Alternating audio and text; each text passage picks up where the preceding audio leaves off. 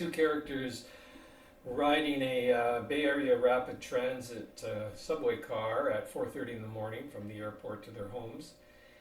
And they're the only ones on the car, and they're both doing the same New York Times Saturday crossword. And through that initial, both of them working on it together, they start to learn a bit about each other. And because they have an hour and a half trip, they through the course of time start revealing more and more about themselves, and as they do, they become well, somewhat attracted to each other because of that.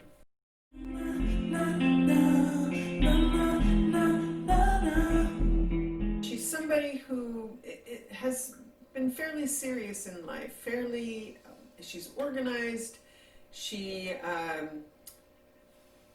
cross-checks her crossword puzzles. She's very regimented in how she does her puzzles, and her life, and it's a metaphor for how her life is as well. It fits into these nice little grids, and Josh comes and kind of shakes her out of those grids. But Josh is a Jewish American. He's worked in advertising, the family business most of his life, but he originally wanted to be an actor and realized that that dream wasn't going to happen. So he's worked in the family business, but now he's walked away from that. He's walked away from a woman that he could easily have married. So he's and currently unemployed, and he's kind of in between spaces in his life, but he has to be able to set some things behind him before he can move ahead, and Janet's character helps him with that.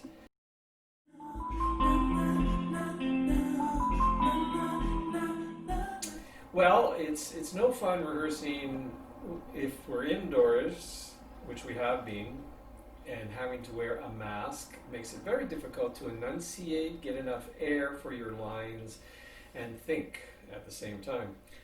Now, we just had a rehearsal outside without mask, and that was extremely nice to have that freedom. It was interesting because I got used to wearing the masks, and then today when we were outside without the masks, it threw me.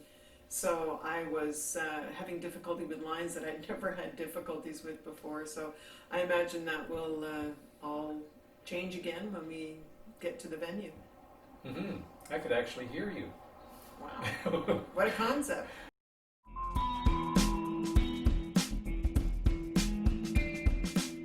Well, Barbara. Absolutely. And we also do cryptic crosswords, which are, it's a variation on a crossword theme. So those people who don't do cryptic crosswords, they are crosswords that there's two meanings often to the clues. So they're even more difficult than a regular crossword. So yeah, we've always got a crossword on the go. Yeah, and we have our own individuals, but then we help each other at times with the other person's crossword as well. So it's fun. It's good mind challenge to work on. It passes the time nicely, and it's just I enjoy them. He does the majority of the cryptic crossword, and I swoop in at the end and save the day. That's what she does. She swoops in. I'm a swooper. Mm-hmm.